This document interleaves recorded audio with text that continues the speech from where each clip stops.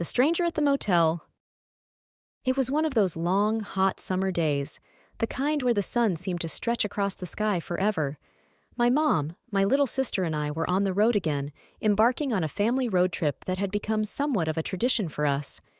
We were visiting distant relatives, people we didn't see often, but it had been too long, and this trip felt necessary. I was 15 years old at the time, and the trip had started out like any other. Excited chatter, music blasting through the car's speakers, the windows down to let the breeze cool us off. But as the day wore on, our spirits began to wane. The miles stacked up behind us, and we were all growing tired. By the time the sun began to dip below the horizon, casting an orange glow over the endless highway, we realized we needed a place to stay for the night. My mom pulled out the map, tracing her finger along the route. "There's a small town up ahead," she said, her voice tinged with exhaustion. "Let's stop there for the night." We were too tired to argue, and I nodded, glancing out at the darkening sky. We had been driving for hours, and the thought of finding a motel and crashing for the night sounded like heaven. As we drove into the town, it quickly became clear that this place was different. It was the kind of town you'd expect to see in an old western, forgotten by time, with dusty streets and abandoned buildings. There were barely any streetlights, just a few flickering bulbs hanging from the occasional lamppost. The buildings looked like they hadn't been touched in decades, their paint peeling, windows cracked, and signs faded to the point of illegibility. A few rusty cars sat idle in front of what appeared to be a long-closed diner. It was the kind of town where you'd expect tumbleweeds to blow through the empty streets. Have you ever had a close call that still gives you chills years later? Let me know your story in the comments below.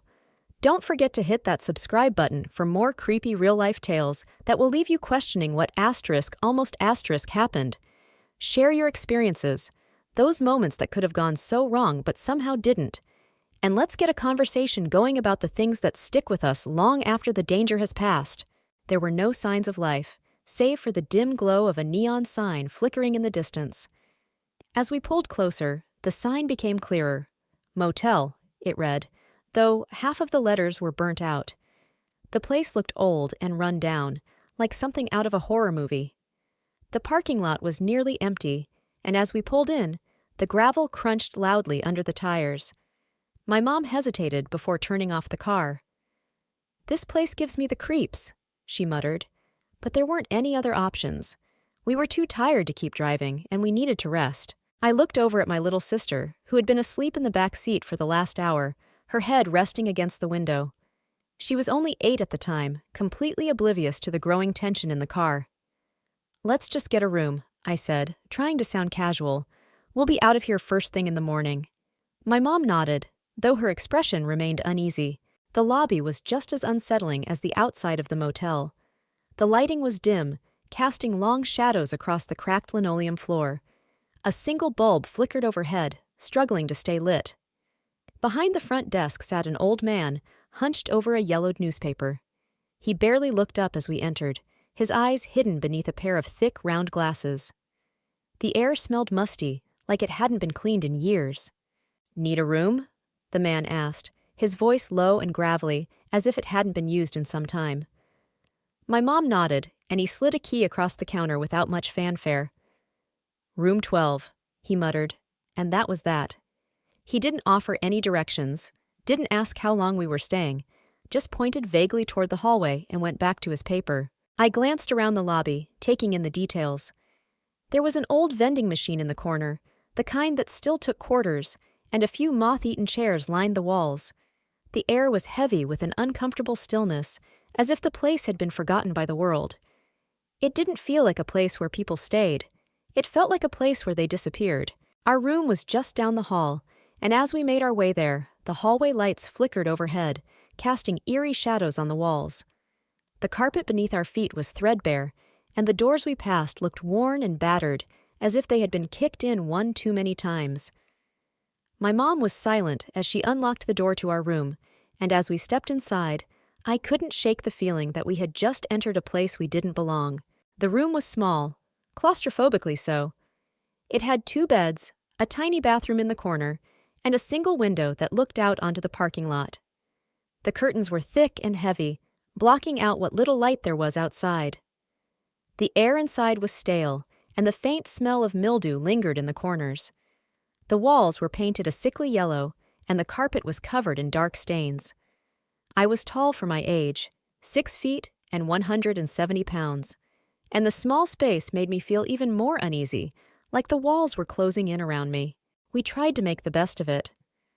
My mom turned on the ancient TV that sat on a rickety stand in the corner, flipping through the channels until she found something to watch.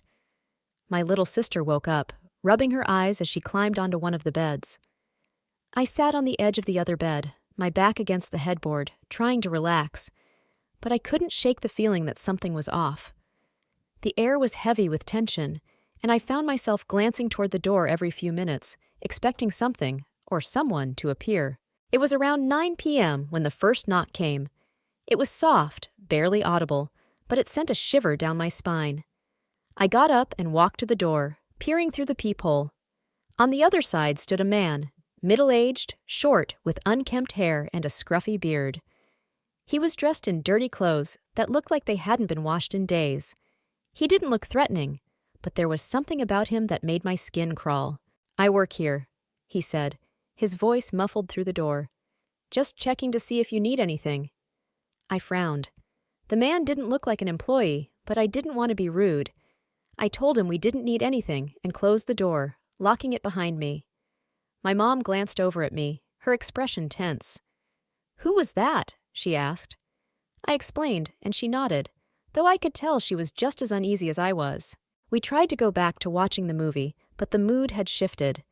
The knock had unsettled all of us, and the tension in the room was palpable.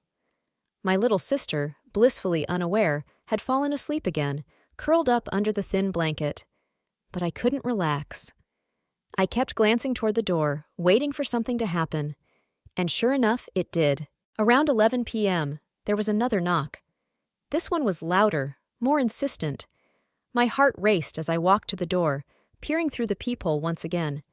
It was the same man, standing in the same spot, staring straight ahead. I didn't answer. My mom and sister were still asleep, and I didn't want to wake them.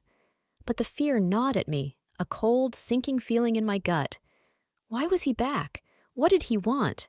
The man stood there for what felt like an eternity before he finally walked away. I breathed a sigh of relief, but it was short-lived. As I lay in bed, trying to force myself to sleep, I started noticing something outside the window. At first, it was just a shadow, a fleeting movement that I could have easily dismissed. But then it happened again, and again. Someone was walking back and forth outside our room, pacing in front of the window. I couldn't see their face, just the shadow, but I knew it was him. My heart pounded in my chest as I tried to convince myself that it was just my imagination. But I couldn't shake the feeling that we were being watched. I got up and walked to the window, pulling back the curtain just enough to peek outside. Sure enough, the man was there, his figure illuminated by the dim glow of the parking lot lights. He was pacing, his head down, his hands in his pockets, as if he were waiting for something. I backed away from the window, my mind racing. I woke my mom and told her what I had seen. She was just as freaked out as I was, but we didn't know what to do. We were in the middle of nowhere, in a town where we didn't know anyone, and we were stuck in this creepy motel until morning. "Let's just try to sleep," my mom said, though her voice wavered. "We'll leave first thing in the morning." But sleep didn't come easily. Every time I closed my eyes, I could feel the man's presence outside the window. I kept expecting him to knock again, or worse, try to break in. I stayed awake until around 2 a.m., watching the shadow move past the window every few minutes. Eventually, exhaustion took over, and I drifted off into a restless sleep filled with nightmares of dark figures lurking outside, waiting to strike. The next morning, we packed up as quickly as we could. None of us had slept well, and the unease from the night before still lingered. As we loaded our bags into the car, I couldn't shake the feeling that we were being watched, that the man was still out there somewhere.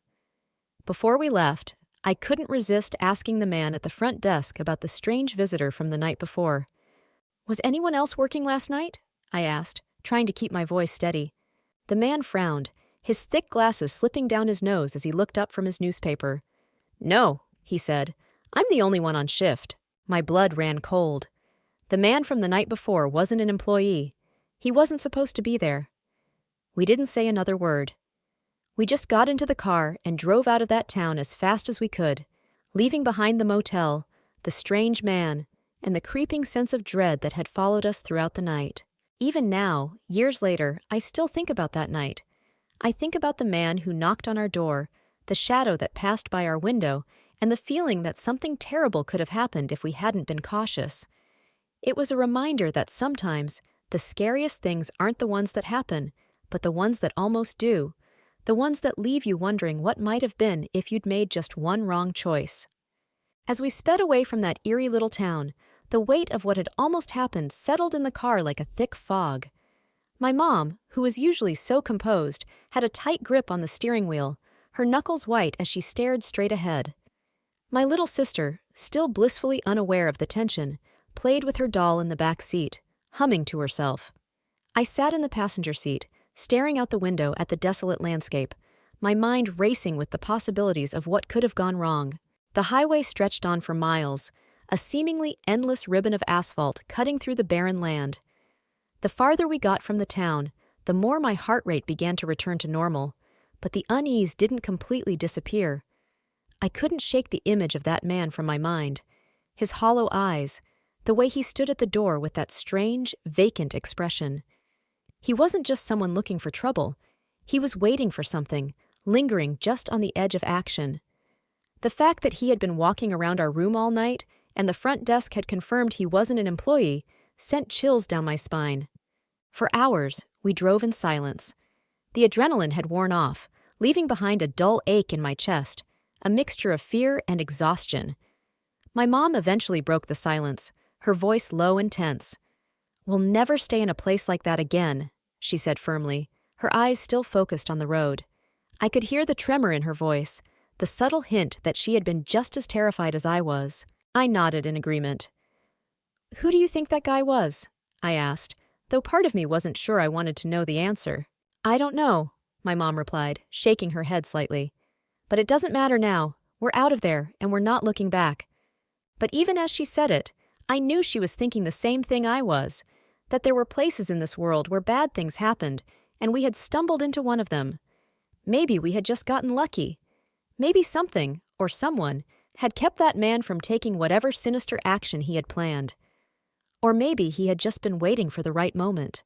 It wasn't until we reached our next stop, a small diner in a more populated town, that the weight of the night began to lift.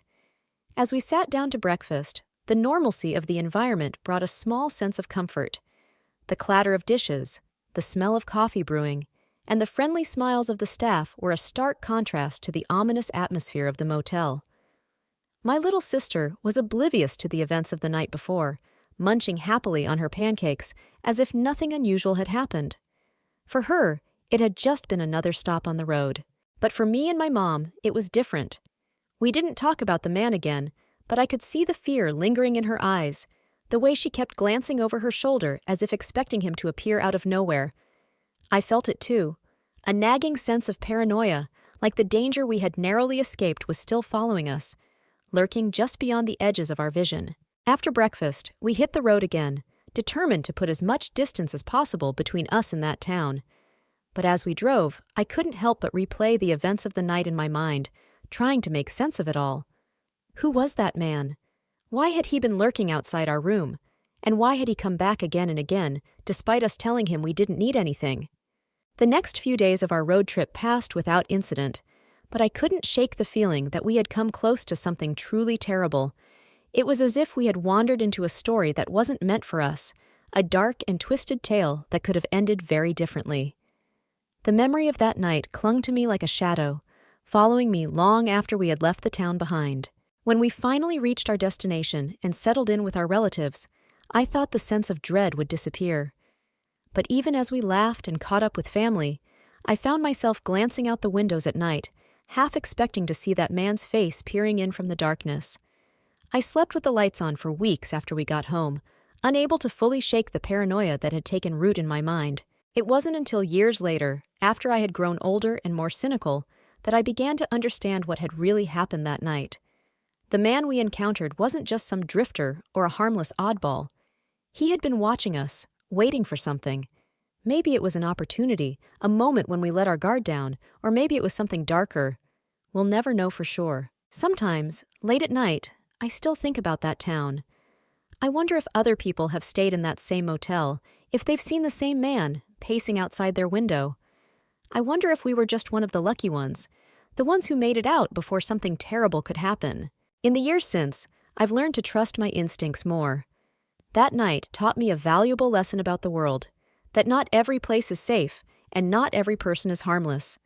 There are shadows in this world, and sometimes they're closer than we think. Even after all this time, there are nights when I lie awake, staring at the ceiling, replaying the events of that night in my mind. It's strange how something that seemed so small at the time, just a creepy encounter at a rundown motel, has stuck with me for so long. But it's not the man's face or his unsettling behavior that haunts me the most. It's the uncertainty, the not knowing. What was his real intention? What if I hadn't stayed awake, watching through the peephole? What if I had opened the door that second time? Or if my mom and sister hadn't been with me? The scariest part about that night isn't what happened. It's what could have happened. I've traveled a lot since then, and I've stayed in plenty of hotels and motels, some better than others. But I've never forgotten that feeling of being watched, of knowing someone was lurking just outside, waiting for the right moment. I'm more cautious now. I always double-check the locks, always scan the parking lot, always trust that instinctive feeling when something doesn't feel right. I think that's why the memory of that night has lingered for so long. It wasn't just a brush with fear, it was a brush with something more primal, something that makes you realize how vulnerable you really are. We go through life assuming we're safe, that nothing bad will happen to us as long as we follow the rules and stick to the path. But that night showed me how quickly things can change, how easily you can find yourself standing on the edge of something terrifying without even realizing it. Sometimes I wonder if that man was still out there, lurking around that old motel, watching as other unsuspecting travelers checked in for the night. Maybe they, too, would brush off the strange behavior, telling themselves it's nothing more than a quirky employee or a harmless local. Or maybe, one day, someone wouldn't be so lucky. The world is full of stories that never make the news, stories that don't end in tragedy, but leave a mark all the same. This was one of those stories for me, a night that could have gone so much worse but didn't, a reminder that danger isn't always loud or obvious. Sometimes it's a quiet knock at your door, a shadow passing by your window, a stranger pretending to be something they're not. As I've grown older, I've come to accept that some questions will never be answered. I'll never know who that man was, or what his true intentions were. But one thing is certain, that night changed me. It made me more aware, more cautious, and more attuned to the quiet, unsettling moments that so often go unnoticed. In the end, it's not the big, dramatic moments that shape us. It's the close calls, the almosts, the nights we look back on and realize just how close we came to something darker. Those are the memories that stick, the ones that linger long after the danger has passed. And as we drove away from that town, the miles stretching between us and that small, eerie motel, I knew that something inside me had shifted. I had seen a glimpse of the world's darker corners, and I would never forget it.